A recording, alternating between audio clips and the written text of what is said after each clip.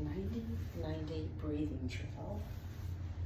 You're going to need a flat surface, and ideally you can do it with your shoes on, but ideally you're going to want your shoes off.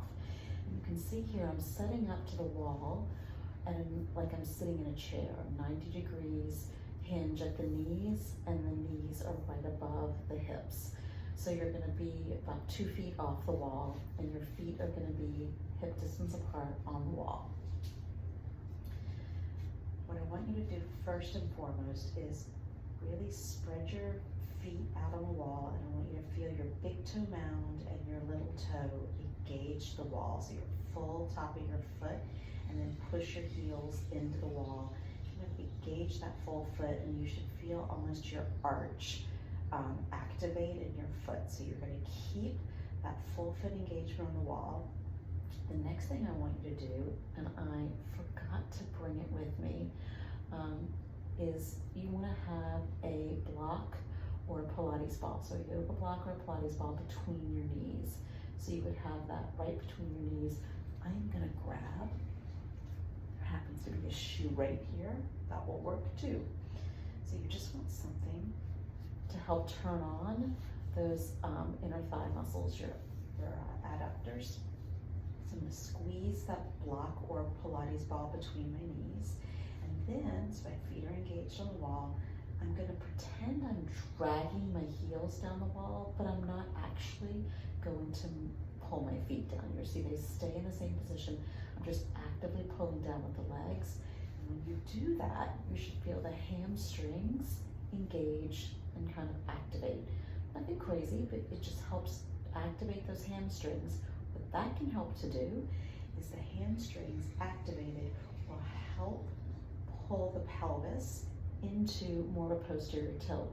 So if the majority of humans are in an anterior tilt with their pelvis, especially from a lot of our lifestyle with sitting, so having the hamstrings activated can help the pelvis tilt back just a little bit and help the hip flexors relax. So in this position, we're going to actively keep thinking about pulling our heels down the wall. Then you're going to take your right arm overhead, just your right arm, not your left arm. Your left arm's going to go on your belly, and you're going to hang out here. I want you to put the tongue to the roof of your mouth and take a big inhale. And I want you to feel the breath go into your back, and as you exhale,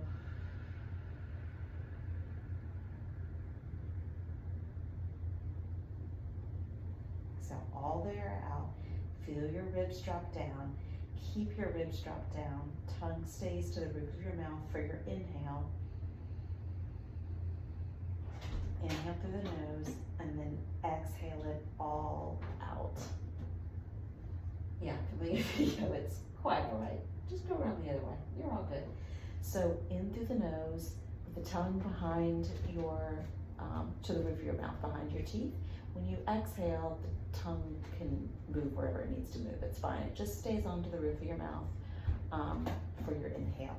Right arm is going to be overhead and left arm on the belly. All right, that's important because of asymmetry that we all tend to have, say like 95%, with a slight left rib elevation and rotation. That has to do, unless you're in the small percentage of humans that has their organs on the wrong side of the body,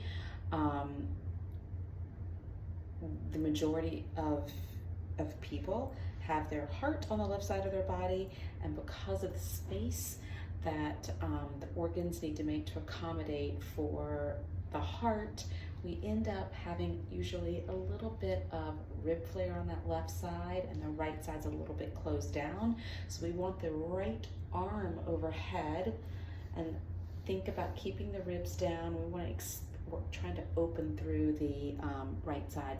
But what I really want you to practice paying attention to is 360-degree breathing in this position. Hang out here, take 5, 7, 8, 10 breaths. Really just relax in that position and think about the breath really, you should feel your ribs expanding to the sides as well as forward, but think about the back. Notice, are you able to feel the pressure building on that inhale through the nose with the tongue to the roof of the mouth? Are you able to feel the pressure building in that rib cage as that diaphragm is expanding like an umbrella as it's opening?